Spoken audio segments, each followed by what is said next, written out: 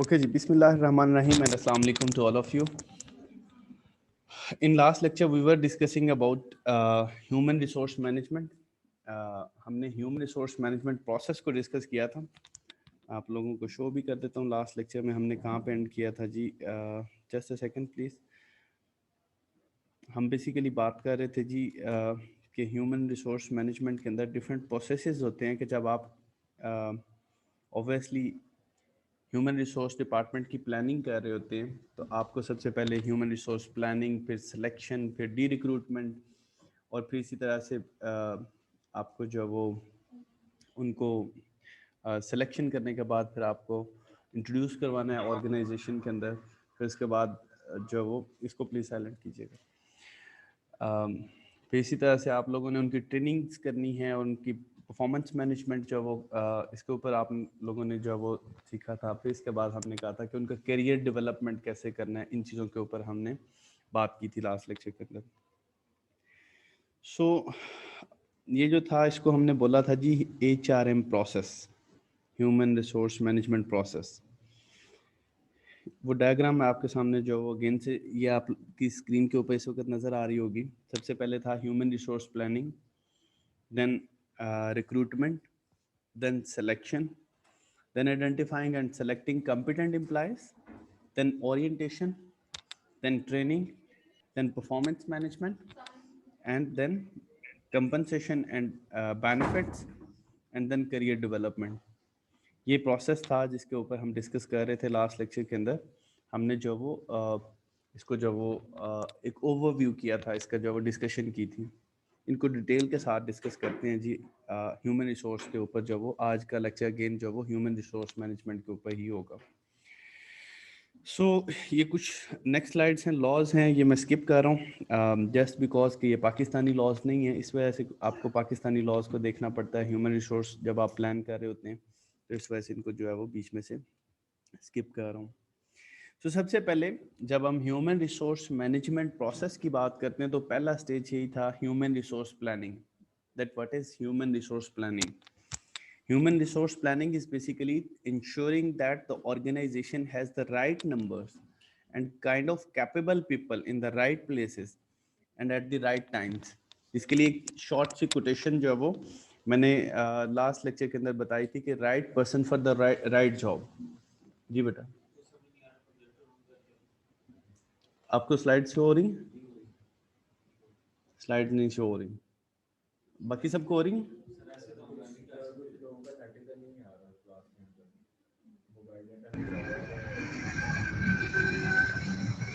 Just a second, please. So we were talking about human resource planning. Human resource planning क्या है कि you have to plan about human resource. और human resource are basically the employees in your organization. कि आपके organization के अंदर कितने लोग हैं, कहाँ कहाँ पे हैं, किस टाइम आपको चाहिए. Means पूरे का पूरा आपने लोगों के बारे में प्लान करना है. और लोग कौन से? जो आपके एम्प्लॉयज हैं, कितने चाहिए और कितने जो वो ऑलरेडी हैं. ठीक है.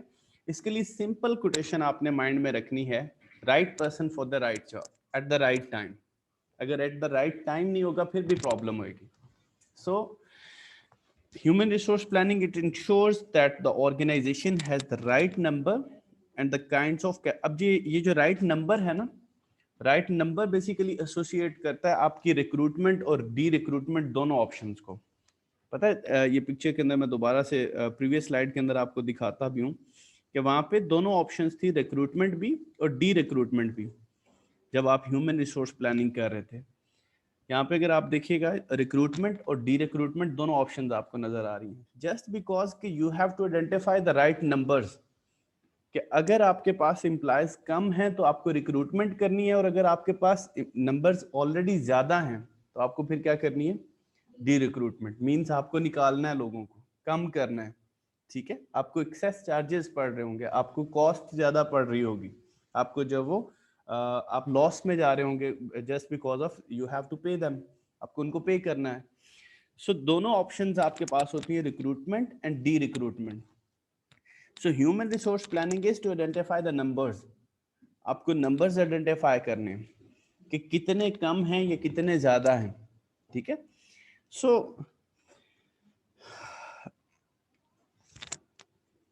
In human resource planning, you are basically identifying the numbers and kind of capable people in right places. कि जहाँ पे जिस पर्सन की जरूरत है वहां पे आपने उसको हायर करना है. सो ह्यूमन रिसोर्स प्लानिंग के लिए सबसे पहली चीज क्या होती है? जॉब एनालिसिस होता है. ह्यूमन रिसोर्स जो वो डायरेक्टली पर्सन के ऊपर जो वो बेस नहीं करती कि डायरेक्टली जो वो मिस्टर ए मिस्टर बी इस तरह से जो वो ह्यूमन रिसोर्स प्लान नहीं हो रहा होता. किस तरह से हो रहा होता है? सबसे पहले जॉब एनालिसिस होता है. That what jobs are created in your organization, कि कौन सी जॉब्स हैं. फॉर एग्जांपल अकाउंटेंट है, मार्केटिंग मैनेजर है, ऑपरेशंस मैनेजर है, परचेजिंग मैनेजर है, सप्लाई चेन मैनेजर है, ठीक है, ट्रांसपोर्टेशन मैनेजमेंट है. सो कितने सारे जो वो आपके पास हेड्स हैं. आपको उन जॉब्स का एनालिसिस करना है कि कौन सी जॉब्स आपके पास हैं, मींस कौन से जो वो जॉब्स के लिए आपको लोग चाहिए. So you have to conduct the analysis for the jobs firstly in human resource planning. So job analysis, an assessment that defines jobs and the behaviors necessary to perform them. कि जिन jobs को conduct करने के लिए जो जो आपको necessary operations चाहिए आपको वो बेसिकली एनालाइज करना है. और ये कैसे होता है? एक रिटन स्टेटमेंट ऑर्गेनाइजेशन के अंदर लिखी जाती है जिसको जॉब डिस्क्रिप्शन बोला जाता है. उसकी बेस पे आप जॉब एनालिसिस करते हैं. अब ये जॉब डिस्क्रिप्शन क्या है? ये जॉब को डिस्क्राइब करती है. कि फॉर एग्जांपल आपने कभी जॉब का ऐड देखा है न्यूज़पेपर के अंदर?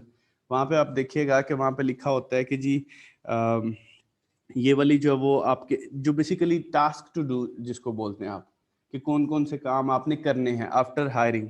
कि जब आप हायर हो जाते हैं, ऑर्गेनाइजेशन के अंदर आ जाते हैं, तो उसके बाद कौन कौन से टास्क आपने परफॉर्म करने हैं. वो वाली बेसिकली चीजें एडवर्टीजमेंट के अंदर भी इवन आपको नजर आती हैं. जो न्यूज़पेपर के अंदर आता है या इंटरनेट के ऊपर आता है आपको एडवर्टीजमेंट, या ईमेल के थ्रू जो वो जो आपको रिसीव होता है, वहां पे आपको टास्क टू डू यानी जो आपको परफॉर्म करना होता है. फॉर एग्जाम्पल आपको जो वो डेटा एंट्री करनी है, या फिर आपको जो वो पोस्टिंग करनी है, या लेजर्स बनाने हैं, या फिर जो वो कम्युनिकेशन आपको परफॉर्म करनी है, या फिर जो वो इंट्रा डिपार्टमेंटल कम्युनिकेशन आपने करनी है. जो भी आपके टास्क होते हैं वो बेसिकली जॉब डिस्क्रिप्शन डिफाइन करती है. So job description is a written statement that describe the jobs, अभी तक हम पर्सन तक नहीं पहुंचे. It only describe the job. क्या अकाउंटेंट है तो अकाउंटेंट की जॉब के लिए बेसिकली क्या टास्क हैं, क्या इसने जो है वो परफॉर्म करना है. so उसको आप जो है वो जॉब डिस्क्रिप्शन बोलेंगे.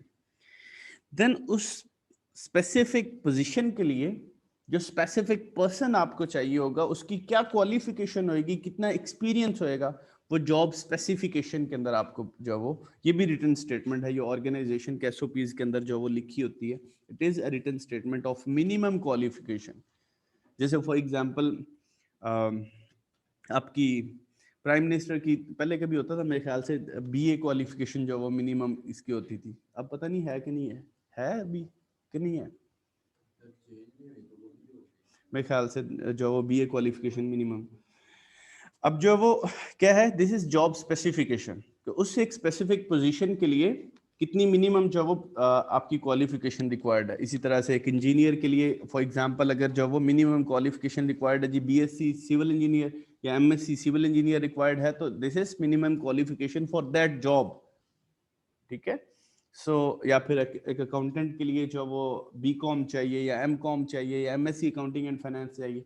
सो मतलब क्या कि आप लोगों के लिए ये एक रिटन स्टेटमेंट है जिसके अंदर मिनिमम क्वालिफिकेशन और minimum experience required for that job. वो कौन सी चीज डिस्क्राइब करती है? Job specification. सो इन तीन चीजों में आपने फर्क रखना है. Job analysis, overall analysis of the job. Then job description is basically written statement that describes the job. Then job specification is basically the minimum qualification and experience written in your organization. जो आप जो वो उस job को perform करने के लिए, successfully perform करने के लिए जो उसकी मिनिमम क्वालिफिकेशन है, जो मिनिमम एक्सपीरियंस है, वो डिस्क्राइब करेगी आपकी जॉब स्पेसिफिकेशन. सो इस तरह से आप क्या कर रहे होते हैं? आप बेसिकली प्लान कर रहे हैं ह्यूमन रिसोर्स को. देन हमने कहा कि ह्यूमन रिसोर्स जब आप प्लान करते हैं तो आपके पास दो ऑप्शंस होते हैं. One is recruitment and second one is D recruitment. Recruitment क्या है? Selection of employees. And de recruitment is firing of employees. क्या आप जो वो एम्प्लॉयज को जो वो कम कर रहे हैं. या एलिमिनेट कर रहे हैं. So recruitment means locating, identifying and attracting capable applicants.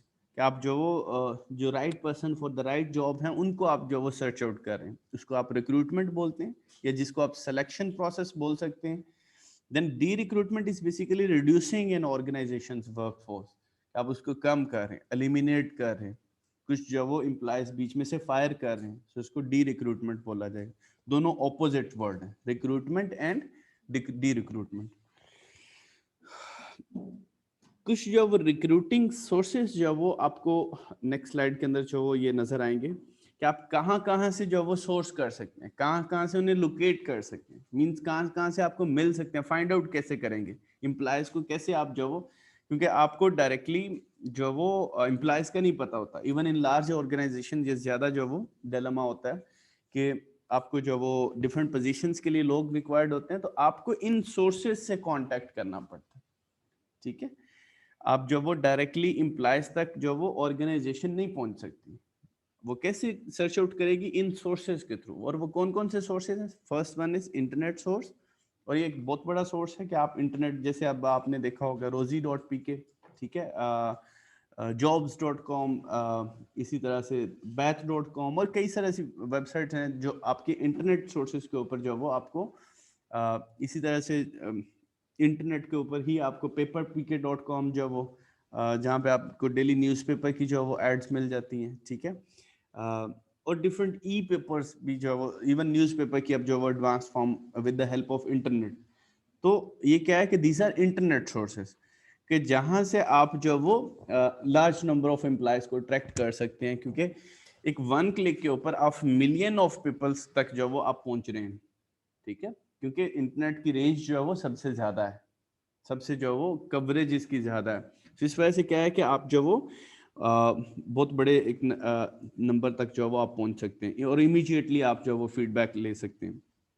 So internet is one of the source. Then the second one is employee referrals. Employee referrals किसको बोलते हैं?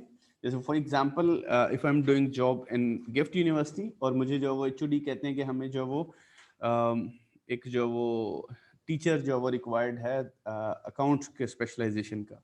सो अगर मेरा कुछ जानने वाला होगा तो मैं जो वो उसी वक्त रेफर कर दूंगा कि ये फलाम मिस्टर ए बी सी या कुछ भी, ये जो वो मेरे जानने वाले हैं और अच्छे हैं, he is good at teaching.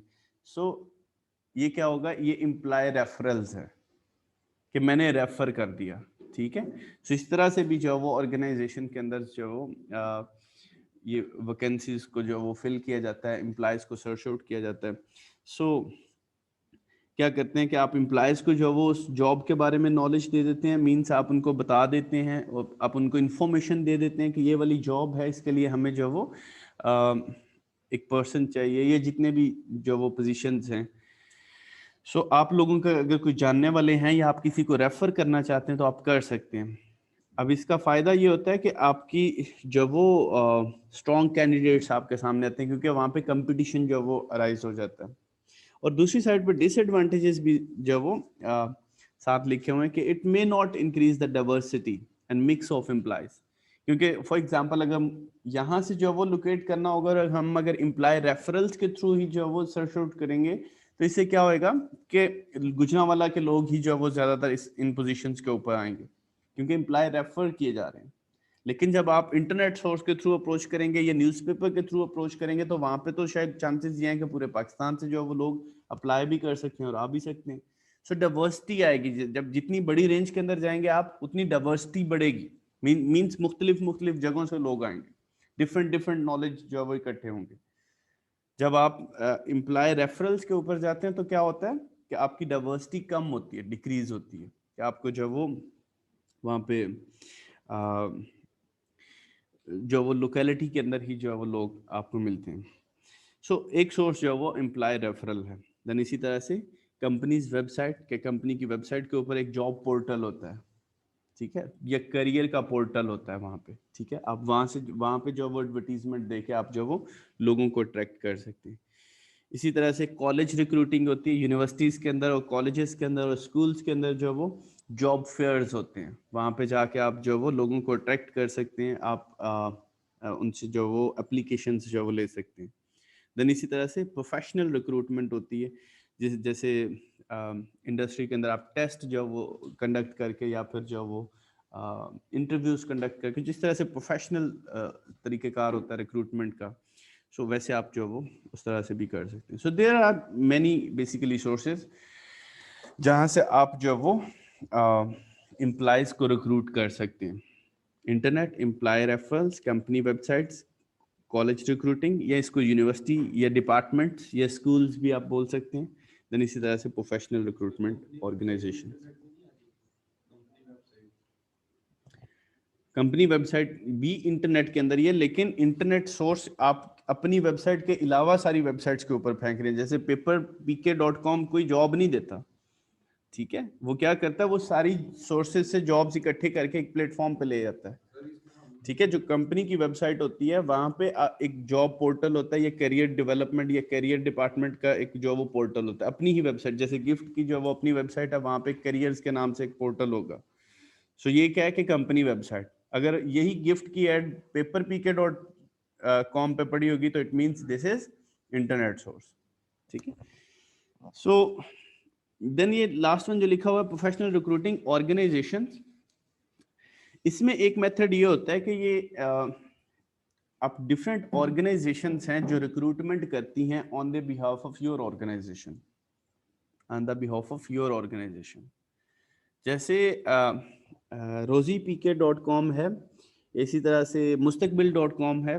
ये इंटरनेट सोर्सेज हैं, लेकिन ये रिक्रूटमेंट ऑर्गेनाइजेशंस हैं कि ये क्या करती हैं कि आपके बिहाफ पे खुद से सिलेक्शन करके आपको दे देते हैं. ये इसका सिंपल तरीकेकार आपको मैं बता देता हूँ. जैसे पीपीएससी है, एफपीएससी है, एनटीएस है, these are the professional organization जो आपके बिहाफ पे, अब पुलिस के अंदर लोग आपको चाहिए या फिर आपको जो वो टीचिंग के अंदर लोग चाहिए, तो डायरेक्टली कॉलेजेस इंटरव्यूज नहीं कर रहे होते, या डायरेक्टली पुलिस डिपार्टमेंट जो वो इंटरव्यूज नहीं कर रहे होते. कौन लोग करते हैं? ये एनटीएस, पीपीएससी और इसी तरह से एफपीएससी. ये क्या है? दीज आर प्रोफेशनल ऑर्गेनाइजेशंस, ठीक है, कि जो आपके बिहाफ पे बेसिकली ऑर्गेनाइजेशन के बिहाफ पे आपको जो वो सिलेक्शन करके देते हैं. सो इनको प्रोफेशनल ऑर्गेनाइजेशंस जो वो बोला जाता है. देन इसी तरह से डिफरेंट डी रिक्रूटमेंट ऑप्शंस भी हैं. जैसे रिक्रूटमेंट ऑप्शंस हैं, मैंने आपको बताया, डी रिक्रूटमेंट ऑप्शंस भी हैं. जैसे फायरिंग है, मींस परमानेंटली आप जो वो टर्मिनेट कर रहे हैं. और इनवॉलंटरी होता है. इनवॉलंटरी का मतलब होता है कि आप बाय फोर्स कर रहे हैं, ठीक है. वॉलंटरीली वो होगा जब एम्प्लॉय खुद छोड़ के जाएगा. और इनवॉलंटरी क्या है कि वो आप जो वो बाय फोर्स उनको टर्मिनेट कर रहे हैं, कि यू आर टर्मिनेटेड, कि हमारे पास जो वो फॉर एग्जांपल स्पेस नहीं है या लॉसेस चल रहे हैं. और डिफरेंट, ये आपने कोविड के अंदर देखा, लोगों की जॉब्स गई, लोगों को टर्मिनेट किया गया. तो ये क्या है कि फायरिंग है. सो परमानेंटली अगर वो हो रही है तो it means that is firing. कुछ जब वो ले ऑफ्स होते हैं, means temporarily.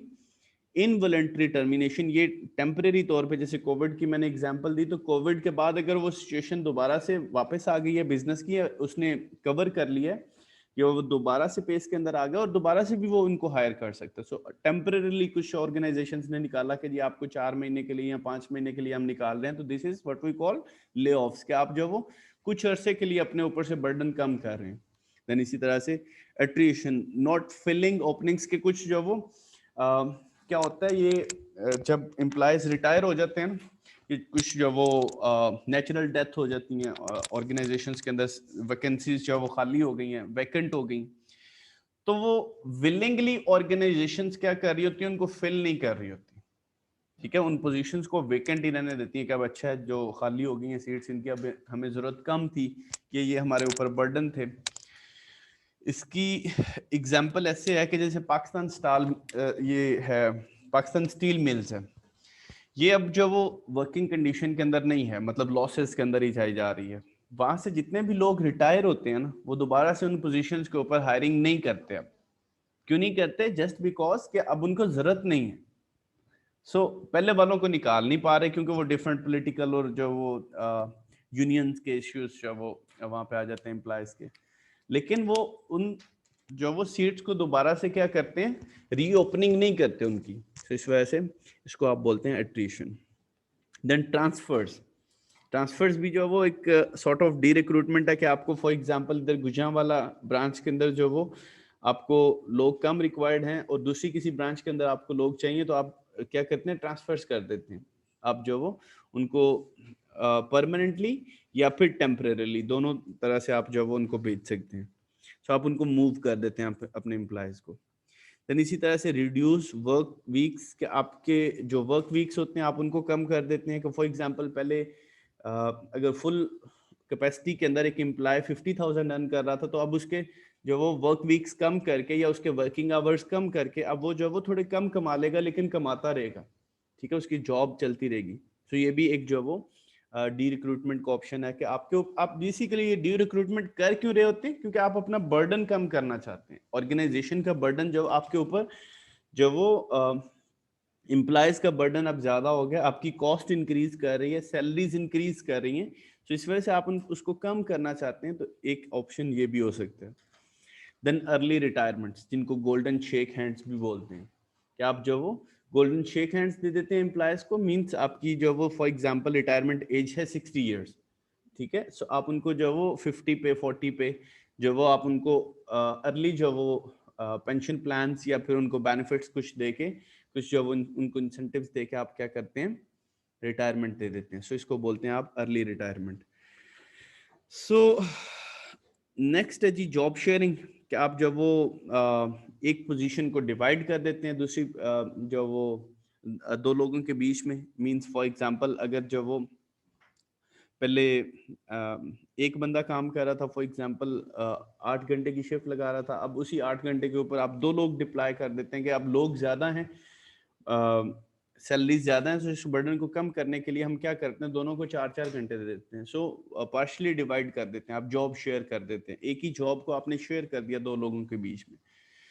So there are different options, firing, layoffs, attrition, transfer, and इसी तरह से reduce work weeks and early retirement, then job sharing. So these are the recruitment options. So next अगर हम बात करें, तो अभी तक हमने जो डिस्कस किया है वैसे वो क्या है कि आपका सबसे पहले ह्यूमन रिसोर्स प्लानिंग, देन इसी तरह से रिक्रूटमेंट, देन इसी तरह से डी रिक्रूटमेंट हमने ये डिस्कस किया। सो ये कुछ प्रीवियस लेक्चर में से जो वो हमारा रहता था। अभी हम जो वो आज के लेक्चर के ऊपर जो वो आ जाएंगे, जो आज हमने बात करनी थी। सो सबसे पहले हम बात कर लेते हैं सिलेक्शन की। Selection क्या है? Selection is basically screening job applicants to ensure that the most appropriate candidates are hired.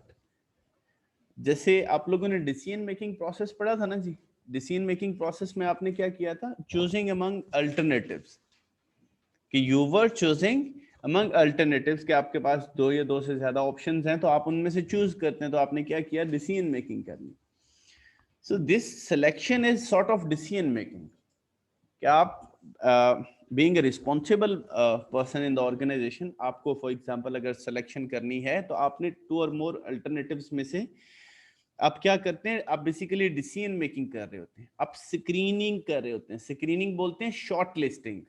तो फॉर एग्जांपल आपके पास जो वो 10 एप्लीकेंट्स हैं, उनमें से जो बेस्ट वन है, on the basis of merit, on the basis of qualification, on the basis of experience, on the basis of skills, जो बेस्ट वन है आप उसको शॉर्टलिस्ट करके सिलेक्ट कर लेते हैं। So this is basically selection, screening job applicants to ensure that the most appropriate, most appropriate का मतलब क्या है, right person for the right job. So इसके लिए एक रियलिस्टिक जॉब प्रीव्यू भी होता है सिलेक्शन के लिए, जिसको RJP बोलते हैं। ये बेसिकली क्या होता है कि कंपनी के बारे में पॉजिटिव नेगेटिव रिपोर्ट्स जो वो जिसको करते हैं वो जनरेट कर रहा होता है। Realistic job preview is basically preview of a job that provides both positive and negative information about the job and the company. ठीक है, कंपनी के बारे में पॉजिटिव भी और नेगेटिव भी, इसी तरह से जॉब के बारे में भी पॉजिटिव और नेगेटिव जो वो दोनों प्रीव्यू दे रहा होता है। देन इसी तरह से सिलेक्शन के बाद प्रोसेस था जी ओरिएंटेशन का। ओरिएंटेशन क्या मैंने बताया था जी, introducing your employees in the organisation, क्या आप जो वो ऑर्गेनाइजेशन के अंदर इंट्रोड्यूस करवा रहे हैं उस एम्प्लॉय को भी, और फिर उस एम्प्लॉय से ऑर्गेनाइजेशन को भी आप इंट्रोड्यूस करवा रहे हैं, दोनों को एक दूसरे से, यानी ऑर्गेनाइजेशन को एम्प्लॉय से जो वो इंट्रोड्यूस करवाएंगे और एम्प्लॉय को जो वो ऑर्गेनाइजेशन से इंट्रोड्यूस करवाएंगे। सो दोनों को आप जो वो बेसिकली फेमिलियर कर रहे हैं, आप इन्वायरमेंट से यूज टू कर रहे हैं। जैसे आप फर्स्ट डे आए थे यूनिवर्सिटी के अंदर, तो सबसे पहले आपकी ओरिएंटेशन हुई थी ना। सो ओरिएंटेशन में क्या किया था उन्होंने, एक प्रेजेंटेशन दी थी आपको जिसमें पूरी की पूरी यूनिवर्सिटी के बारे में बताया गया था कि आप जो वो यूनिवर्सिटी के अंदर ये डिपार्टमेंट हैं, हमारे डिपार्टमेंट्स के अंदर फिर ये फैकल्टी है, फिर जो वो ये फैसिलिटीज हैं यहाँ पे गिफ्ट के अंदर। So these are basically information. आप क्या कह रहे हैं, आप अपने इसी तरह से जब आप न्यू रिक्रूटमेंट करते हैं या सिलेक्शन करते हैं, तो वहां पे भी आप क्या कह रहे हैं, आप ओरिएंटेशन इसी तरह से ही कर रहे होते हैं जैसे आप एज ए स्टूडेंट जो वो आप लोगों ने ली। So introducing a new employee to his or her job and the organisation, क्या आप जो वो ऑर्गेनाइजेशन के अंदर उसको इंट्रोड्यूस करवा रहे होते हैं, उसको आप बोलते हैं ओरिएंटेशन। इसके बाद है जी ये सिलेक्शन के डिफरेंट टूल्स के ऊपर हमने जो वो बात करनी है आज के लेक्चर में ही, कि आपकी एक टूल है एप्लीकेशन फॉर्म्स। ये यूनिवर्सली यूज होता है, हर ऑर्गेनाइजेशन के अंदर यूजुअली ये यूज किया जाता है एप्लीकेशन फॉर्म। और ये मोस्ट अप्रोप्रिएट इसलिए होता है क्योंकि it is very helpful for gathering information, के वहाँ पे आपकी पर्सनल इन्फॉर्मेशन आ जाएगी, वहाँ पे एजुकेशनल क्वालिफिकेशन भी आ जाएगी, एक्सपीरियंस भी आ जाएगा। आप एक ही एप्लीकेशन फॉर्म से डिफरेंट जो है वो इंफॉर्मेशन जो है वो इकट्ठी कर सकते हैं। सो एक सिलेक्शन टूल आपका एप्लीकेशन फॉर्म है। देन इसी तरह से रिटन टेस्ट ऑप्शनल होता है, लेकिन यूजुअली ऑर्गेनाइजेशंस जो वो यूज करती हैं कि रिटन टेस्ट जो वो लिए जाते हैं, जैसे गवर्नमेंट ऑर्गेनाइजेशंस के अंदर भी होते हैं और प्राइवेट के अंदर भी होते हैं। आप जो वो रिटन टेस्ट जो वो कंडक्ट कर सकते हैं उसी जॉब के रिलेटेड। फॉर एग्जांपल अकाउंट्स की जॉब है तो आप अकाउंट्स रेलिवेंट जो वो टेस्ट कंडक्ट कर लेंगे। अगर जो वो पुलिस की रिक्वायरमेंट है या किसी भी एक्साइज एंड टैक्सेशन डिपार्टमेंट है, सो आप उस पर्टिकुलर जॉब के रेलेवेंट आप क्या करते हैं, टेस्ट कंडक्ट कर लेते हैं। ठीक है, जिसकी अप्रोप्रिएट एग्जांपल्स हैं जी, आपके पर्सनालिटी टेस्ट भी होते हैं, एप्टीट्यूड टेस्ट भी होते हैं, जिसको आप जो वो जनरल नॉलेज टेस्ट या फिर जहानत के टेस्ट जो वो बोल सकते हैं। सो ये भी प्रिडिक्ट करती हैं बेसिकली एबिलिटी को, कैंडिडेट्स की एबिलिटी को ये प्रिडिक्ट कर रहे होते हैं रिटन टेस्ट। तो फॉर एग्जांपल जो है वो ऑब्वियसली इसके स्कोर की बेस पे मेरिट बन रहा होता है, आपकी ये रिटन टेस्ट के स्कोर की बेस पे जो आपने अचीव किए होते हैं। सो उसकी बेस पे आपका मेरिट बन रहा होता है। सो क्या करता है, ये प्रिडिक्ट कर रहा होता है एम्प्लॉय को कि कितना कोई लायक है, ठीक है, ये कितना कोई स्किलफुल है। देन इसी तरह से परफॉर्मेंस सिमुलेशन टेस्ट। ये परफॉर्मेंस सिमुलेशन टेस्ट क्या है कि यहाँ पे आप कुछ प्रैक्टिकली परफॉर्म कर रहे होते हैं, ठीक है, कि आप जो वो थोड़ी वर्क सैम्पलिंग करवा के, मींस कि आप जो वो थोड़ा सा टास्क उनको जो वो असाइन करेंगे कैंडिडेट्स को, ताकि वो परफॉर्म करके दिखाएं। फॉर एग्जांपल जो वो अगर कोई पायलट है तो ऑब्वियसली जो वो आप उससे जो वो सिमुलेट, और सिखाया भी इसी तरह से जाता है। जैसे यूजुअली ये ट्रेनिंग के अंदर भी मेथड ये सिमुलेशन का यूज होता है। जैसे पायलट्स को पता है कैसे जो वो ट्रेनिंग दी जाती है, इसी सिमुलेशन के थ्रू दी जाती है। उनको डायरेक्टली जो वो जहाज के ऊपर नहीं जो वो फ्लाई करवाया जाता, वो सिमुलेट करवाते हैं कैसा जो वो आर्टिफिशियल इन्वायरमेंट होता है कि आपको ऐसा लगता है कि आप जो वो उड़ा रहे होते हैं जहाज। सो मतलब ये कि जिस तरह से आपने उनसे टास्क लेना है आफ्टर सिलेक्शन या आफ्टर सेलेक्टिंग द एम्प्लॉय, तो आप उस तरह का टास्क उनसे परफॉर्म करवा के दिखाते हैं कि for example if you are hiring a teacher, तो आप उसको डिमॉन्स्ट्रेट करवा सकते हैं कि आप डायरेक्टली जो वो यहाँ पे जो वो ये क्लास बैठी है सामने, आप इसको पढ़ाएं जी। So this is one of the work sampling you can say. So ये इसके लिए यूजुअली एक बेस्ट एग्जांपल ये है कि जैसे ये आर्मी के सिलेक्शन सेंटर्स जो वो बने हुए हैं, ठीक है, वहाँ पे यही काम होता है कि वहाँ पे फिजिकल जो वो आपके टास्क भी डिफरेंट जो परफॉर्म किए जा रहे होते हैं, और डिफरेंट जो एक्टिविटीज़ वहाँ पे वो करवाते हैं प्रैक्टिकली। फिर इसी तरह से ISS भी सेंटर के अंदर भेजा जाता है, वहाँ पे जाके जो वो डिफरेंट जो वो टास्क आपको परफॉर्म करने होते हैं। सो उनको असेसमेंट सेंटर्स भी बोला जाता है। सो एक तरीके का जो परफॉर्मेंस सिमुलेशन टेस्ट भी है। देन इसी तरह से इंटरव्यूज, ये मोस्ट कॉमन है, प्राइवेट हो या जॉब्स आपकी गवर्नमेंट जॉब्स हो, सबके लिए इंटरव्यूज जो वो मोस्ट पावरफुल टूल जो वो कंसिडर किया जाता है। जितना कोई कम्युनिकेट करेगा, जितना आपसे कोई बात करेगा, उतना आप उसे जो वो असेस कर सकते हैं आसानी से। सो इंटरव्यूज भी एक यूनिवर्सली यूज जो वो मेथड है जो हर ऑर्गेनाइजेशन के अंदर ऑलमोस्ट जो वो यूज किया जाता है। देन इसी तरह से एक बैकग्राउंड इन्वेस्टिगेशन है कि आप जो वो वेरीफाई करवा सकते हैं एप्लीकेंट्स का डेटा जो वो डिफरेंट चेक्स के थ्रू आप जो वो वेरीफाई करवा लेते हैं। देन इसी तरह से फिजिकल एग्जामिनेशन जो वो एक मेथड है, जैसे पुलिस और आर्मी की मैंने एग्जांपल दी, तो वो पता है दौड़ लगवाते हैं, या फिर इसी तरह से जो वो आपको पुशअप्स लगाने होते हैं या फिर जो चिनअप्स लगाने होते हैं, तो ये क्या है कि फिजिकल एग्जामिनेशन है।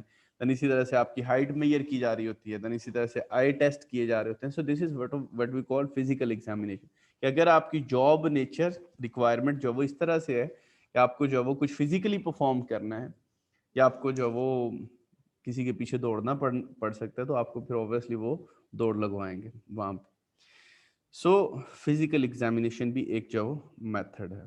So these were basically selection tools जिनके ऊपर आज के लेक्चर के हम अंदर हम जो वो बात कर रहे थे। So thank you so much ji.